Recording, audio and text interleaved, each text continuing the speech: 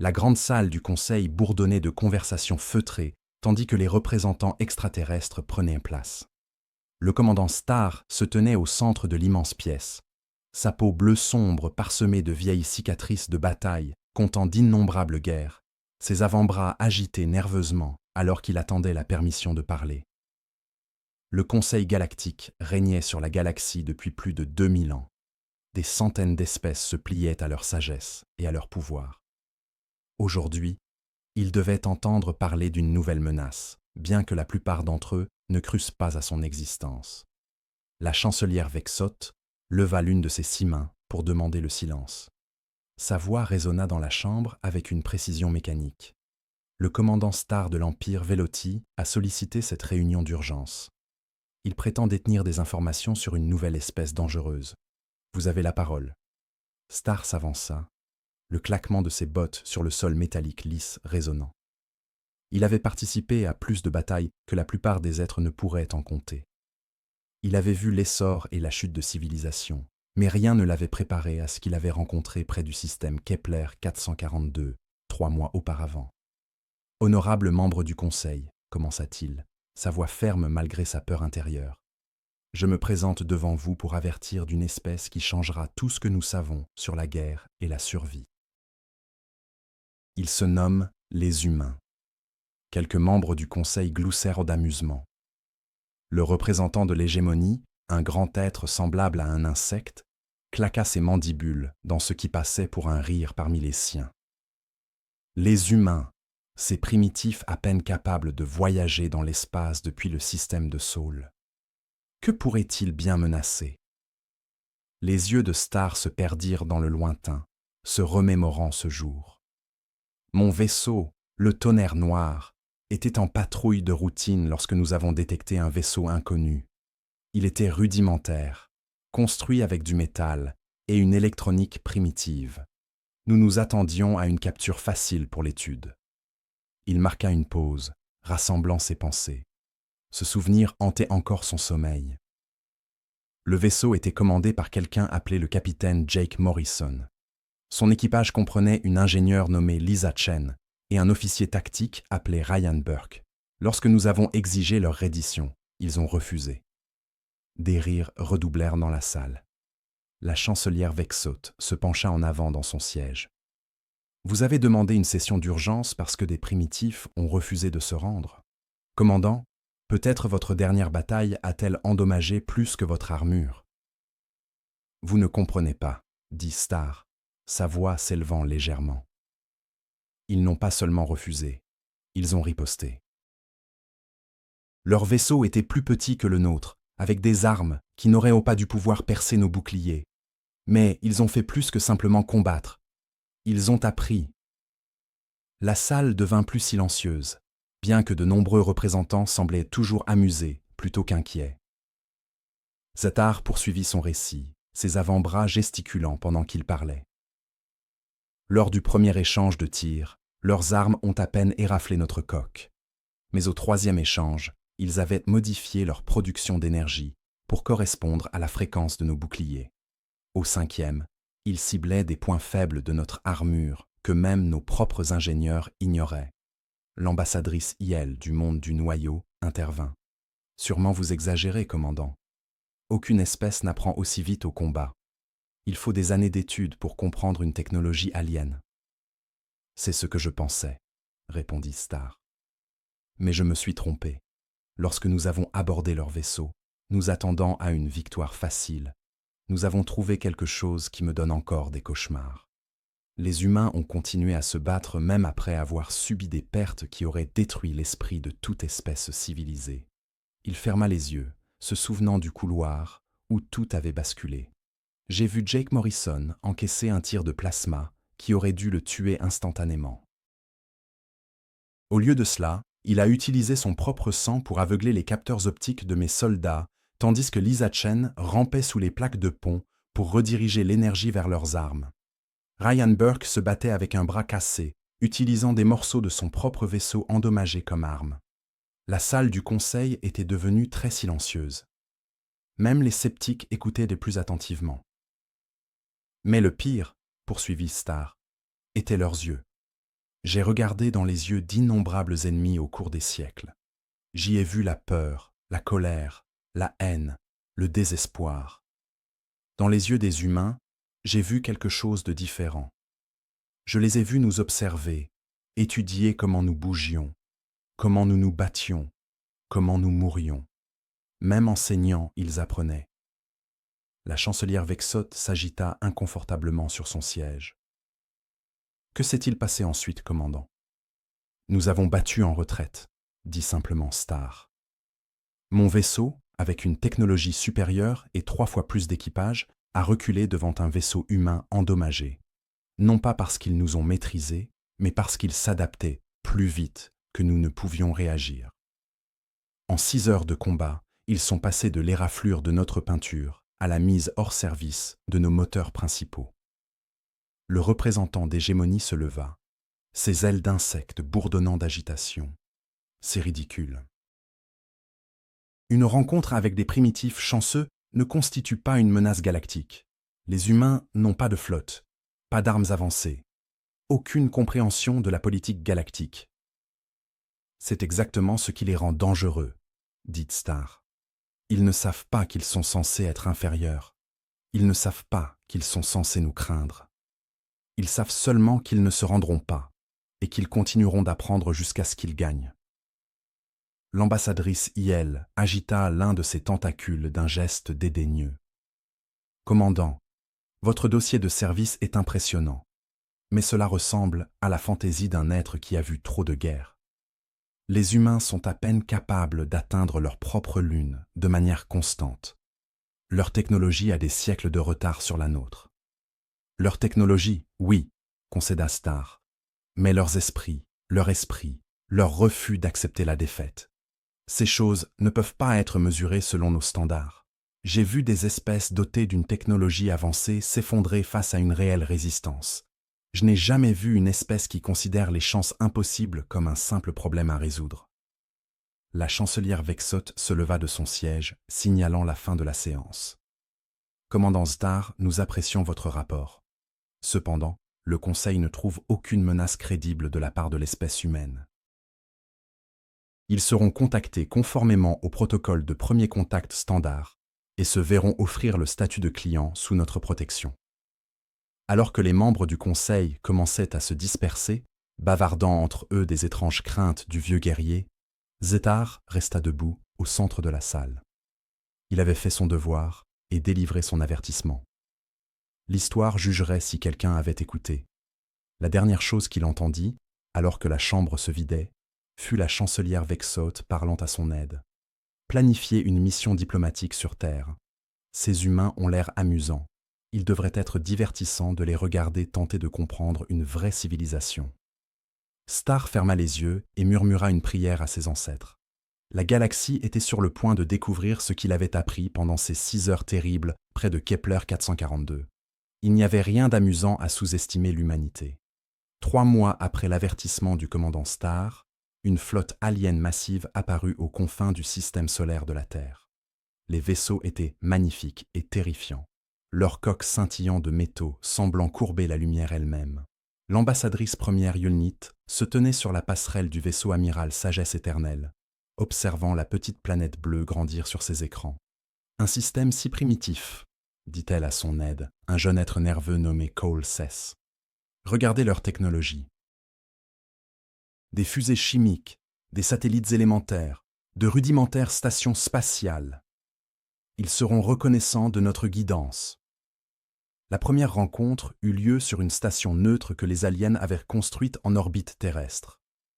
C'était une merveille d'ingénierie, avec des pièces pouvant s'adapter à différentes exigences atmosphériques et des systèmes de gravité défiant l'entendement humain. La présidente Linda Carter entra dans la salle de conférence principale avec une calme assurance. Elle était suivie par le secrétaire de la Défense Paul Martinez, un homme sévère aux cheveux gris et aux yeux perçants. Derrière eux venait le docteur Emma Foster, une jeune scientifique dont les yeux étincelaient de curiosité, et le général Marcus Stone, qui observait tout avec l'attention méticuleuse d'un soldat de carrière. L'ambassadrice Yulnit les accueillit avec ce qu'elle espérait être une démonstration rassurante. Ses tentacules s'agitèrent selon des motifs qui exprimaient un accueil amical parmi sa propre espèce, tandis que son traducteur convertissait ses paroles en un anglais parfait. « Bienvenue, humains de la Terre, dit-elle. Je suis l'ambassadrice première Yulnite du Conseil galactique. Nous venons en paix pour vous offrir l'adhésion à notre grande civilisation. » La présidente Carter sourit et tendit la main, geste humain de salutation. « Nous sommes honorés de votre visite, ambassadrice. L'humanité s'est longtemps demandé si nous étions seuls dans l'univers. Aujourd'hui, nous avons notre réponse. Les cérémonies formelles se déroulèrent exactement comme les aliens l'avaient prévu. Les humains posèrent de nombreuses questions sur la technologie galactique, les routes commerciales et la structure du gouvernement du Conseil. Le docteur Foster semblait particulièrement intéressé par leurs systèmes énergétiques et leur voyage plus rapide que la lumière. « Comment vos vaisseaux se déplacent-ils si rapidement entre les étoiles ?» demanda-t-elle, se penchant en avant avec une excitation visible. « Nos meilleures théories suggèrent qu'il faudrait des décennies pour traverser de telles distances. » L'ambassadrice Yulnite expliqua avec un amusement patient, comme si elle enseignait à un enfant. « Nous utilisons des propulseurs à déplacement quantique qui plient l'espace lui-même. Les mathématiques sont assez complexes. Peut-être que dans quelques siècles, votre espèce pourrait commencer à comprendre les bases. » Le docteur Foster hocha la tête avec enthousiasme et prit des notes méticuleuses. « Pourriez-vous nous montrer une simple démonstration ? Même un petit exemple nous aiderait à apprendre. » La démonstration alien fut impressionnante. Ils montrèrent comment leurs appareils personnels pouvaient manipuler la gravité, projeter des hologrammes solides et traduire instantanément des langues. Les humains regardèrent avec un émerveillement apparent, posant des questions qui semblaient confirmer leur compréhension primitive. Mais le lieutenant-colonel Amy Ross, se tenant discrètement à l'arrière de la pièce, avait remarqué quelque chose que les aliens avaient manqué. Les humains ne se contentaient pas de demander comment la technologie fonctionnait. Ils posèrent des questions sur les raisons de son fonctionnement, ce qui la rendait possible et quelles pourraient être ses limites. Lorsque le général Stone s'informa des capacités défensives, les extraterrestres supposèrent qu'il s'inquiétait de la protection terrestre. Quand le secrétaire Martinez posa des questions sur les besoins en ressources, ils crurent qu'il se préoccupait des tribus. Quand le docteur Foster montra ce qu'elle qualifiait d'inventions humaines rudimentaires pour distraire leurs invités, ils y prêtèrent à peine attention. L'appareil était simple, une petite boîte métallique que le docteur Foster affirmait pouvoir stocker et libérer de l'énergie. Elle l'activa avec un sourire, disant que ce n'était qu'un jouet comparé à la technologie extraterrestre. Pendant un bref instant, les relevés d'énergie sur les capteurs extraterrestres montèrent à des niveaux qui auraient dû être impossibles avec la technologie humaine. « C'est intéressant », murmura Coulsett à son supérieur. Ce relevé semblait exceptionnellement élevé. L'ambassadeur Yelnite agita un tentacule avec dédain. Les capteurs primitifs donnent souvent de fausses lectures. Leurs appareils sont à peine plus avancés que le frottement de bâtons pour faire du feu. Les réunions se prolongèrent plusieurs jours. Les humains interrogèrent surtout la biologie extraterrestre, les structures sociales, l'organisation militaire, les systèmes économiques. Ils voulèrent savoir combien d'espèces appartenaient au Conseil, quelles étaient les plus fortes et comment les conflits étaient généralement résolus. « Vous êtes très curieux », observa l'ambassadeur Yell avec approbation. « C'est une bonne chose. La curiosité témoigne d'intelligence, même chez les espèces primitives. Vous apprendrez beaucoup sous notre tutelle. » La présidente Carter conserva son sourire diplomatique. « Nous pensons que la connaissance est la plus grande force de l'humanité. Nous sommes impatients d'apprendre de civilisations aussi avancées que la vôtre. » Lorsque les négociations formelles prirent fin, les extraterrestres présentèrent à l'humanité un accord standard pour les espèces clientes. Il offrait une protection contre les forces hostiles en échange de droits sur les ressources, de restrictions technologiques et de la reconnaissance de l'autorité du Conseil. « Prenez le temps d'examiner notre offre généreuse, » dit l'ambassadeur Yell. « Bien que je sois sûr que vous verrez la sagesse d'accepter notre protection, la galaxie peut être dangereuse pour les espèces qui tentent d'avancer trop vite, sans encadrement approprié. Le général Stone prit la parole pour la première fois depuis des heures. À quel point est-ce dangereux? Y a-t-il des menaces que nous devrions connaître? Rien qui doive vous préoccuper, répliqua l'ambassadeur. Le Conseil maintient la paix par la force. Les espèces qui acceptent nos directives prospèrent. Celles qui résistent ne le font pas. Après le départ des extraterrestres, la délégation humaine resta dans la salle de conférence. Les sourires amicaux s'estompèrent, remplacés par des expressions graves. « Eh bien ?» demanda doucement la présidente Carter.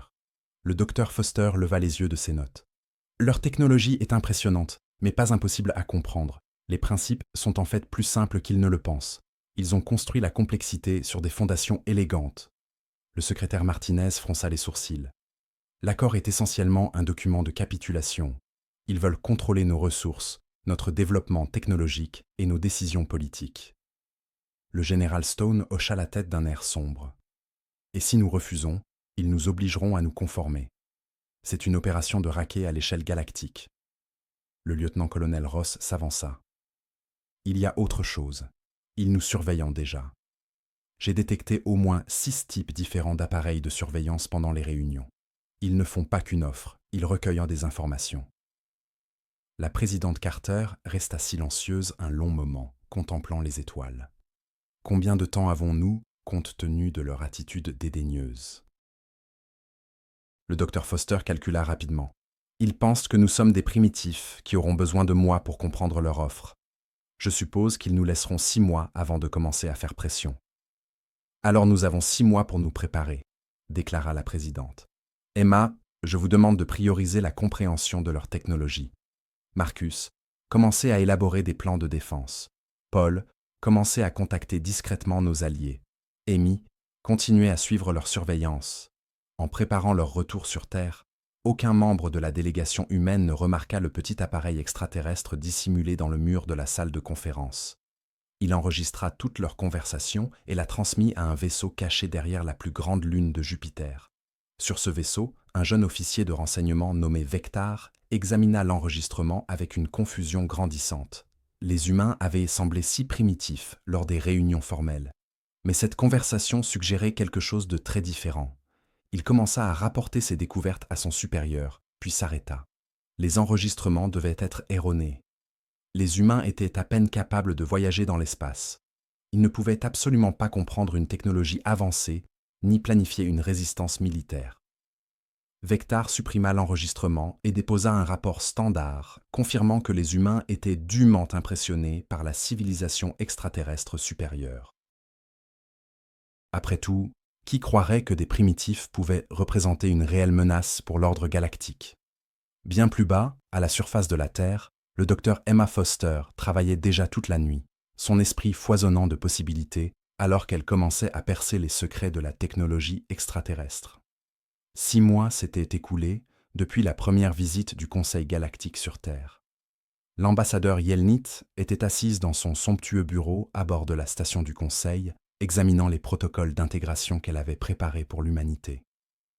La paperasse était routinière, droit d'extraction des ressources, restrictions de transfert technologique et accords de surveillance militaire. Elle s'attendait à ce que les humains signent sans grande résistance. Une douce mélodie annonça un message entrant.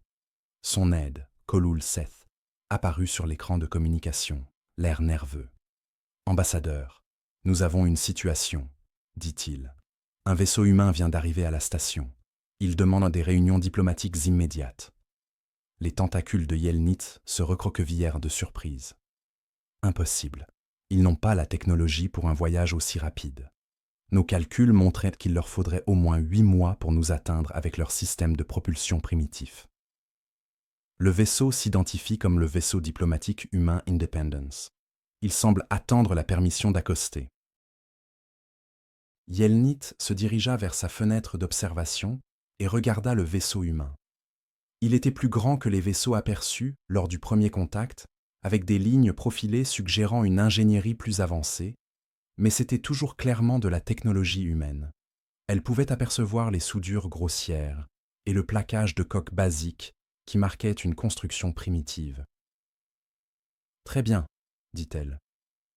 Donnez-leur la permission d'accoster. » Peut-être ont-ils poussé leur moteur au-delà des limites de sécurité dans leur empressement d'accepter notre offre.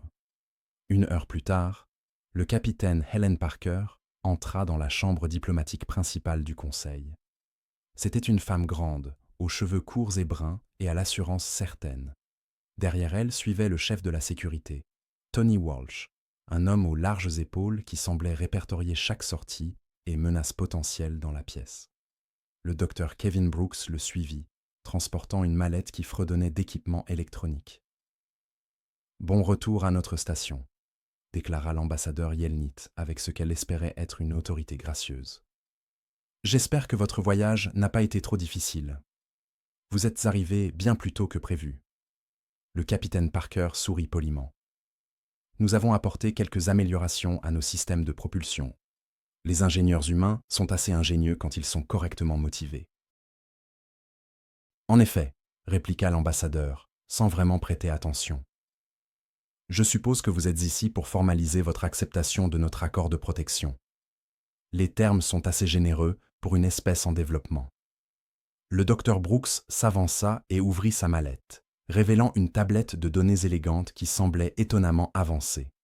« En fait, nous sommes ici pour présenter la contre-proposition de l'humanité. » L'ambassadeur Yelnit cligna des yeux, confuse. « Contre-proposition, je crains qu'il n'y ait un malentendu. L'accord de protection n'est pas une négociation, c'est une offre d'adhésion à la civilisation galactique. » L'expression du capitaine Parker resta diplomatique mais ferme. « Nous apprécions l'offre, ambassadeur. Cependant, l'humanité doit respectueusement refuser le statut d'espèce cliente. Au lieu de cela, nous aimerions proposer un pacte de défense mutuelle entre partenaires égaux. » Le silence dans la chambre était assourdissant. L'ambassadeur Yelnit sentit son esprit peiner à traiter ce qu'elle venait d'entendre. Partenaires égaux. Ces primitifs, à peine capables de voyager dans l'espace, voulaient être considérés comme égaux à des civilisations qui dominaient la galaxie depuis des millénaires. « Je pense qu'il y a eu un grave malentendu, » dit-elle lentement. « Le Conseil galactique ne forme pas de partenariat avec des espèces primitives. Nous offrons des conseils et une protection à ceux qui en ont besoin. » Le docteur Brooks activa sa tablette, projetant une carte stellaire tridimensionnelle au centre de la pièce.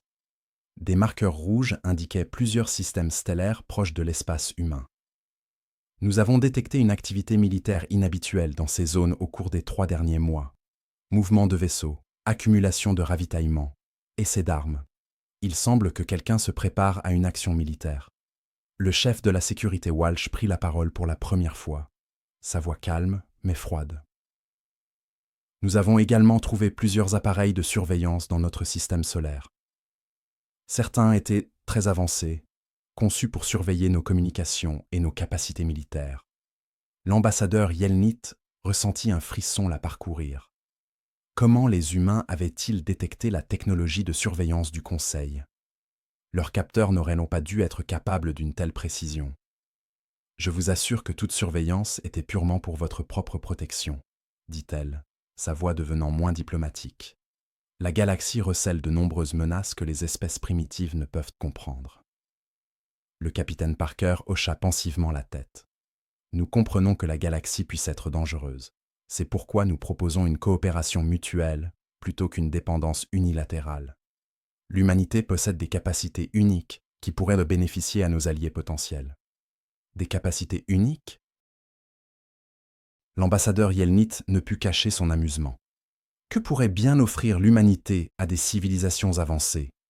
Le docteur Brooks toucha à nouveau sa tablette. L'affichage holographique changea, montrant des diagrammes techniques détaillés. « Nous avons fait des découvertes intéressantes en étudiant les échantillons technologiques que vous nous avez partagés. Par exemple, vos moteurs à déplacement quantique sont assez élégants, mais nous pensons pouvoir en améliorer certaines inefficacités. » L'ambassadrice fixa les diagrammes, stupéfaite. Les détails techniques étaient d'une précision moléculaire. Plus que cela, ils révélèrent des perfectionnements que ses propres ingénieurs n'avaient jamais envisagés. « Où avez-vous obtenu ces spécifications ?» demanda-t-elle. « Nous les avons rétro-ingénierisées à partir des données que vous nous avez fournies lors de nos premières rencontres, » répondit tranquillement le docteur Brooks. Il a fallu environ 2 semaines à nos scientifiques pour comprendre les principes fondamentaux. Les améliorations ont pris un mois supplémentaire. L'ambassadrice Yel eut l'impression que le monde tournait autour d'elle. 2 semaines. Son espèce avait mis des siècles à développer la technologie des moteurs à déplacement, s'appuyant sur le travail d'une douzaine d'autres civilisations. Aucune espèce primitive ne pouvait maîtriser une telle complexité en quelques semaines seulement. Le chef de la sécurité Walsh sembla remarquer son malaise. « Y a-t-il un problème, ambassadrice ? Vous semblez souffrante. »« C'est impossible, » murmura-t-elle. « Aucune espèce n'apprend si vite. Les mathématiques seules prendraient des décennies à maîtriser. » Le sourire diplomatique du capitaine Parker s'estompa légèrement. « Ambassadrice, je crois que nous devons être directs l'un avec l'autre. L'humanité sait que vous préparez une action militaire contre nous. Nous sommes au courant des renforcements de flotte, de la surveillance, des protocoles de conformité. Nous vous offrons une dernière chance de coopération pacifique. » « Vous ne savez rien, » claqua l'ambassadrice Yolt, sa contenance se brisant enfin. « Vous êtes des primitifs qui jouent avec des forces qui vous dépassent. Le Conseil maintient l'ordre galactique depuis 2000 ans. Nous ne serons pas menacés par des singes à peine évolués. » Les humains échangèrent des regards. Le docteur Brooks referma discrètement sa mallette, tandis que la main du chef de la sécurité Walsh se rapprochait de quelque chose à sa ceinture.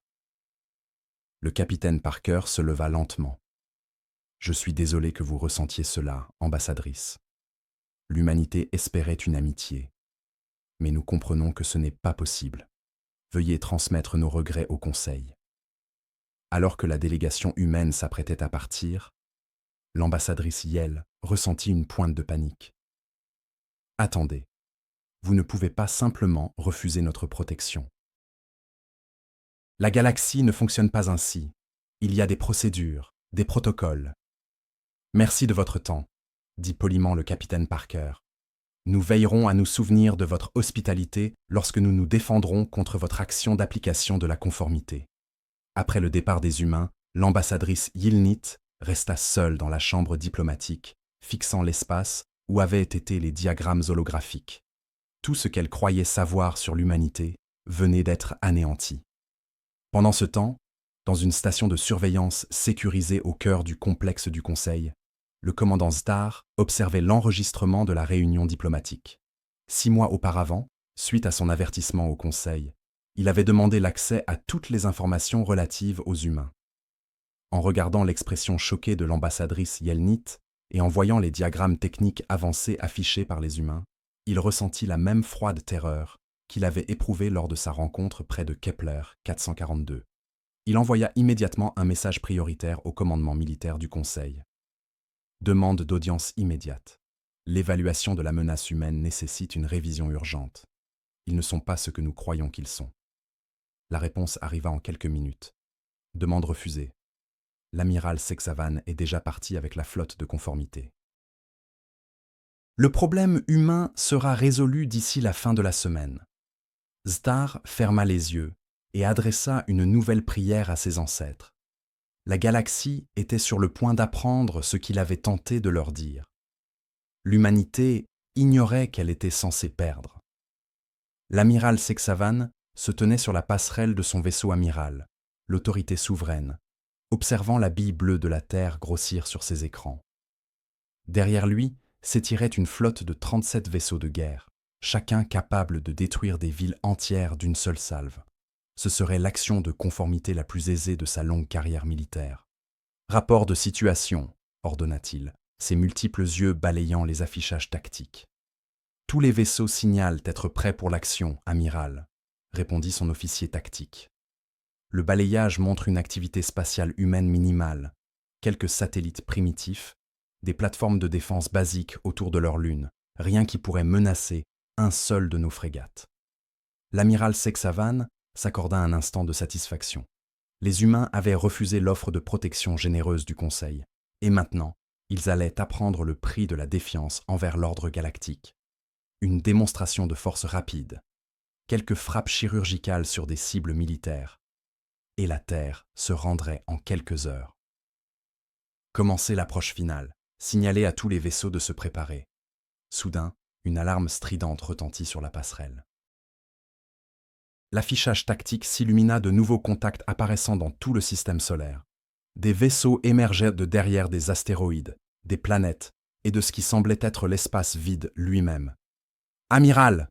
cria son opérateur de capteur, paniqué. « Multiples contacts, 40, 60, plus d'une centaine de vaisseaux humains apparaissent sur tous les vecteurs. » L'amiral Seksavan fixa l'écran avec incrédulité. Les humains n'étaient censés posséder qu'une douzaine de vaisseaux au total, la plupart à peine capables d'atteindre leur propre lune. D'où cette flotte est-elle sortie? Classification des vaisseaux ennemis? Demanda-t-il. Conception inconnue, monsieur. Il semble être... Attendez, monsieur. Certaines de ces lectures n'ont pas de sens.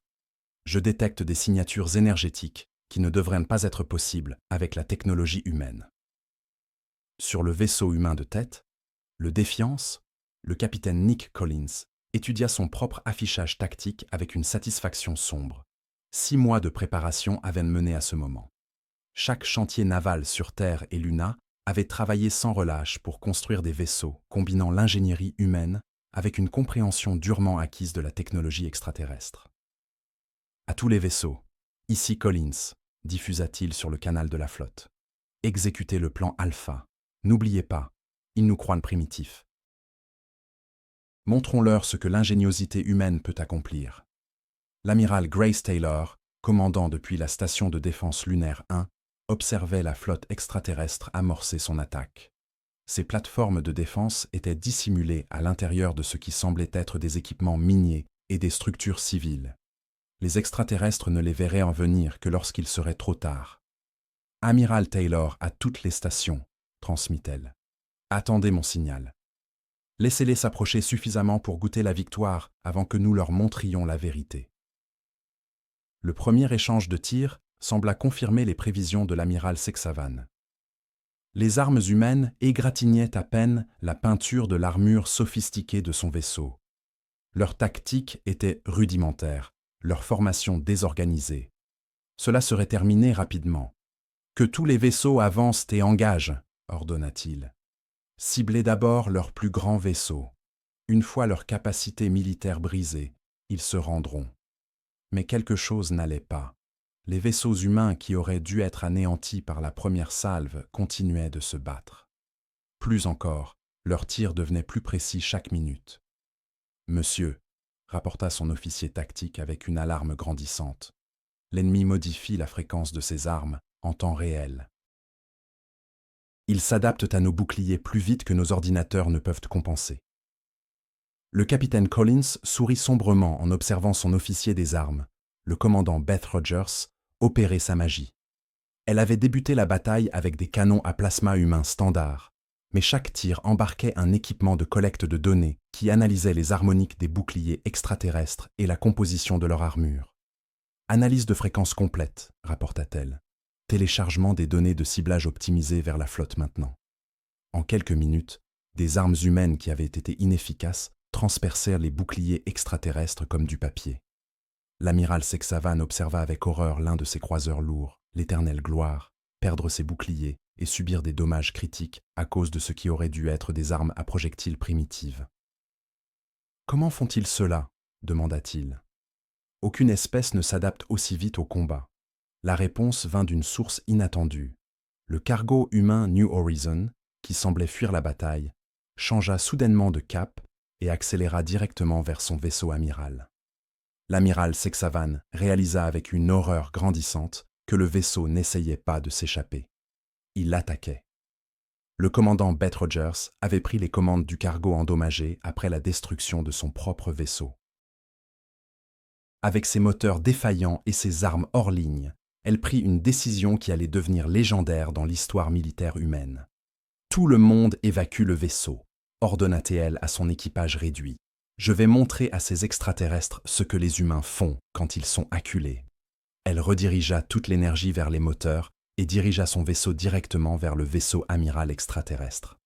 Mais ce n'était pas une simple attaque kamikaze. En utilisant des techniques apprises en étudiant la technologie extraterrestre, elle surchargea le réacteur du vaisseau dans une cascade soigneusement contrôlée qui transformerait son vaisseau en une arme à énergie cinétique. Le New Horizon frappa l'autorité souveraine à une fraction significative de la vitesse de la lumière. L'explosion qui s'ensuivit illumina tout le système solaire et détruisit complètement les sections avant du vaisseau amiral extraterrestre. L'amiral Sexavan se retrouva sur une passerelle remplie de fumée et d'équipements étincelants. La moitié de son équipe de commandement était morte ou blessée, et son puissant vaisseau de guerre s'effondrait autour de lui. « Amiral !» haleta son officier de communication. « Nous recevons une transmission des humains. » Sur l'écran principal apparut le visage d'un colonel humain nommé Jack Harrison. Derrière lui, l'amiral Sexavan pouvait distinguer ce qui ressemblait à l'intérieur de l'un de ses propres vaisseaux. « Salutations, amiral !» dit poliment le colonel Harrison. « Je voulais vous faire savoir que nous avons capturé 3 de vos vaisseaux, y compris le vaisseau jumeau de votre vaisseau de commandement, Justice Divine. Nous avons également fait prisonnier environ 200 de vos membres d'équipage qui sont traités selon les normes humaines pour les prisonniers de guerre. » L'amiral Sexavan lutta pour parler à travers son choc et sa douleur. « C'est impossible. Votre espèce comprend à peine les voyages spatiaux. Comment avez-vous pu… » L'expression du colonel Harrison resta professionnellement neutre. « Amiral, je crois qu'il y a eu un malentendu fondamental concernant les capacités humaines. Docteur. Rachel Kim, souhaiteriez-vous expliquer à notre invité comment nous avons passé les 6 derniers mois ?»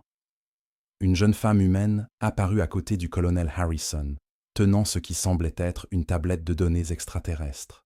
« Amiral, nous menons une ingénierie inversée de votre technologie depuis le jour où votre ambassadeur a quitté la Terre. Vos moteurs à déplacement quantique, vos armes énergétiques, vos systèmes de boucliers. Nous les comprenons mieux que vous maintenant. » Elle toucha la tablette, et l'affichage tactique de l'amiral Sexavan montra soudain des relevés impossibles. Les vaisseaux humains se déplaçaient plus vite que ce que ces instruments indiquaient comme possible. Leurs armes frappaient avec une précision parfaite, et leurs boucliers s'adaptaient à ces attaques en temps réel. « Vous voyez, » poursuivit le docteur Kim, « les humains ont un dicton. La nécessité est la mère de l'invention. Lorsque vous avez menacé notre monde, vous nous avez donné la plus grande nécessité que nous ayons jamais connue. 6 mois plus tard, nous ne sommes plus l'espèce primitive que vous avez rencontrée. » Comme pour prouver ses dires, un autre vaisseau humain fit la démonstration d'une technologie que l'amiral Sexavan ne reconnaissait même pas. L'ingénieur Chris Murphy avait bricolé du matériel alien capturé avec des innovations humaines, créant des armes hybrides qui utilisaient les propres avantages de l'envahisseur contre eux. La flotte de l'amiral Sexavan, la fierté de l'armée Ishgemani, était systématiquement détruite par des adversaires qui n'auraient pas dû pouvoir égratigner leur armure. Pour la première fois en plus de 3 siècles, l'ordre galactique subissait une défaite militaire complète. « Ce n'est pas possible, » murmura-t-il, voyant ses navires restant battre en retraite en désordre. « Nous sommes la civilisation la plus avancée de la galaxie. Comment des primitifs ?» La voix du colonel Harrison était douce, mais ferme. « Amiral, je pense que c'est vous le primitif. Vous avez été tellement occupé à diriger la galaxie que vous avez oublié comment grandir, comment vous adapter, comment apprendre. Les humains n'ont jamais cessé de faire ces choses. » Alors que les derniers vaisseaux extraterrestres fuyaient le système de Saul, le capitaine Collins ouvrit un canal de communication vers la Terre. « Commandement, ici Collins. Le système est sécurisé. La flotte de conformité alien a été neutralisée. » La réponse vint de la présidente Carter elle-même. « Compris, capitaine. Bien joué. Maintenant vient le plus difficile. Nous devons aider le reste de la galaxie à comprendre que la résistance est possible. » Dans l'épave de son vaisseau amiral, l'amiral Sexavan comprit enfin ce que le commandant Starr avait tenté de leur faire comprendre. Les humains n'étaient pas seulement une autre espèce à conquérir. Ils étaient quelque chose de nouveau, quelque chose de dangereux, quelque chose qui allait tout changer. Pour la première fois dans l'histoire galactique, quelqu'un avait dit non au Conseil et l'avait fait tenir. La nouvelle de la victoire du système de Saul se répandit à travers la galaxie, plus vite que la vitesse de la lumière elle-même. Dans les villes souterraines des mondes esclaves Kimorian, des travailleurs murmurèrent d'étonnement. Sur les plateformes minières de l'espace Zentari, des ouvriers levaient les yeux vers les étoiles avec quelque chose qu'ils n'avaient pas ressenti depuis des générations. l'espoir. L'impossible s'était produit. Quelqu'un avait vaincu l'armée du Conseil galactique et avait survécu pour le raconter. Le commandant Zetar se tenait dans ses quartiers privés, à bord d'un croiseur Ichgemani volé, regardant les reportages affluer de l'espace connu. Des espèces silencieuses, depuis des siècles, s'exprimaient soudainement. Des rébellions éclataient sur des dizaines de mondes. L'ordre galactique, qui semblait éternel, se fissurait comme de la glace au printemps. Il avait essayé de les avertir. 6 mois auparavant, il s'était tenu devant le Conseil et leur avait dit que les humains étaient dangereux. Il s'était moqué de lui. Maintenant, alors que les rapports arrivaient sur la flotte brisée de l'amiral Sexavan revenant péniblement dans l'espace du Conseil, personne ne riait plus. Un doux carillon indiqua un message entrant. Star activa son système de communication et vit le visage du capitaine Danny Foster, commandant du vaisseau humain Freedom. Derrière lui se tenaient des êtres d'une demi-douzaine d'espèces différentes, tous affichant la même expression déterminée. « Commandant Star », dit respectueusement le capitaine Foster. « Mon nom est Danny Foster de la Fédération terrestre.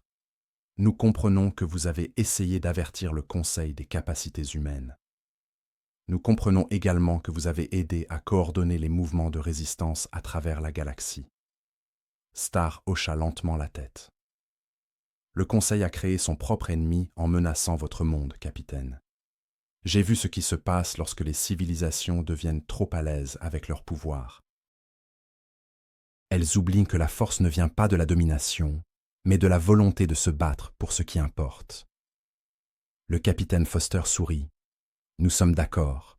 C'est pourquoi nous sommes ici. La Terre envoie des expéditions vers chaque système où des espèces se battent pour leur liberté.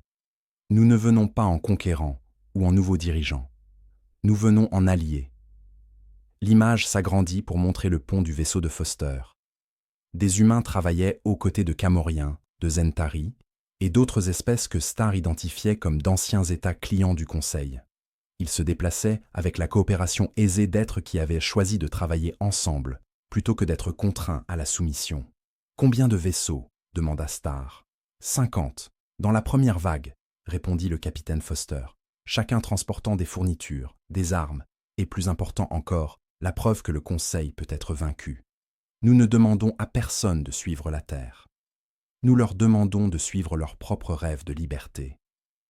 De retour sur Terre, la présidente Linda Carter se tenait devant une session conjointe du Conseil de la Fédération terrestre nouvellement formée. La chambre était remplie non seulement de représentants humains comme la sénatrice Julie Adams et le général Frank Roberts, mais aussi d'êtres de toute la galaxie qui avaient choisi la liberté au lieu de la servitude. « Il y a 6 mois, commença la présidente Carter, l'humanité a été confrontée à un choix entre la reddition et la résistance. Nous avons choisi la résistance non parce que nous voulions la guerre, mais parce que nous croyions que la liberté valait la peine d'être défendue. Aujourd'hui, nous étendons ce même choix à chaque être sensible de la galaxie. Le docteur Alan Wu, qui dirigeait désormais le programme de partage de technologie de la Fédération, s'avança avec une présentation qui aurait semblé impossible quelques mois auparavant. Nous offrons un accès illimité aux avancées technologiques qui ont permis à l'humanité de vaincre la flotte du Conseil. Nous ne demandons rien en retour, sauf l'engagement d'utiliser ces dons pour la libération et non la conquête. Les représentants extraterrestres écoutèrent avec étonnement le docteur Wu lorsqu'il décrivit les plans pour les moteurs à déplacement quantique, les systèmes d'armes adaptatifs et les technologies de boucliers qui pourraient équilibrer les chances entre les espèces opprimées et leurs suzerains. Un délégué camorien leva l'un de ses avant-bras. « Pourquoi partagez-vous un tel pouvoir si librement ? La plupart des espèces utiliseraient ces avantages pour construire leur propre empire. » Le général Roberts répondit avec une conviction tranquille. « Parce que les empires construits sur la souffrance des autres finissent toujours par tomber. Nous préférons construire quelque chose qui dure, une galaxie où chaque espèce a le droit de choisir sa propre voie. » La session fut interrompue par une communication urgente de l'amiral Stephen Clark, commandant le réseau de surveillance spatiale profonde de la Fédération. Son visage apparut sur l'écran principal sérieux mais pas alarmé. « Monsieur le Président, » rapporta l'amiral Clark, « nous avons un visiteur qui demande l'asile. Le commandant Starr de l'Ancien Empire approche de la Terre à bord d'un vaisseau du Conseil capturé. Il demande la permission de faire défection. » La présidente Carter réfléchit un instant. « Le commandant Starr est celui qui a essayé d'avertir le Conseil à notre sujet. Ramenez-le, amiral. Je pense qu'il est temps de rencontrer l'être qui a mieux compris l'humanité que nous-mêmes. » 3 jours plus tard, le commandant Zetar se tenait dans la même chambre où le Conseil de la Fédération se réunissait. Il semblait plus âgé que ses années, sa peau bleu foncé marquée par d'innombrables batailles, et le poids d'avoir vu des civilisations surgir et s'effondrer. Le directeur Casey Mitchell du renseignement de la Fédération avait passé des heures à le débriefer, apprenant les capacités militaires, les structures politiques du Conseil et les emplacements des espèces qui luttaient encore pour leur liberté. « Commandant, » dit la présidente Carter en l'accueillant personnellement, « nous vous devons une dette que nous ne pourrons jamais rembourser. Votre avertissement, bien qu'ignoré, nous a aidés à comprendre ce à quoi nous étions confrontés. » Starr secoua lentement la tête. « Je les ai avertis parce que j'avais vu ce que les humains pouvaient faire lorsqu'ils étaient acculés. Mais même moi, je n'avais pas compris l'étendue réelle de vos capacités. Vous n'avez pas seulement vaincu une flotte, vous avez vaincu une idée qui avait gouverné la galaxie pendant des millénaires. » « Quelle idée ?» demanda la sénatrice Adams. « L'idée que la force supérieure équivaut à l'autorité légitime, » répondit Starr. « Pendant 2000 ans, le Conseil a maintenu son pouvoir parce que personne ne croyait qu'il pouvait être vaincu. Vous avez prouvé que cette croyance était fausse. Maintenant, chaque être opprimé de la galaxie sait que la résistance est possible. » L'amiral Clark activa un affichage holographique montrant l'état actuel de la galaxie. Les zones rouges indiquaient l'espace contrôlé par le Conseil qui diminuait chaque jour. Les zones bleues montraient des systèmes libérés où les espèces locales avaient renversé la domination du Conseil. Les zones vertes marquaient des zones neutres où les espèces décidaient encore quel camp soutenir. « Le Conseil perd le contrôle », rapporta l'amiral Clark. 17 systèmes stellaires ont déclaré leur indépendance rien que la semaine dernière. Leur armée est surmenée à essayer de maintenir l'ordre et plusieurs espèces clientes refusent ouvertement de fournir des ressources ou des troupes. La présidente Carter étudia l'affichage pensivement. Quelle est notre prochaine étape? Le directeur Mitchell s'avança. Le renseignement suggère que le Conseil prépare une réponse militaire massive. Ils retirent des vaisseaux de tout leur territoire pour un dernier assaut afin d'écraser la rébellion et de faire un exemple de la Terre. « Qu'ils viennent, » dit sombrement le général Roberts. « Nous nous sommes préparés à cela, mais Starr leva l'une de ses 4 mains. Puis-je suggérer une approche différente? La plus grande faiblesse du Conseil n'est pas militaire.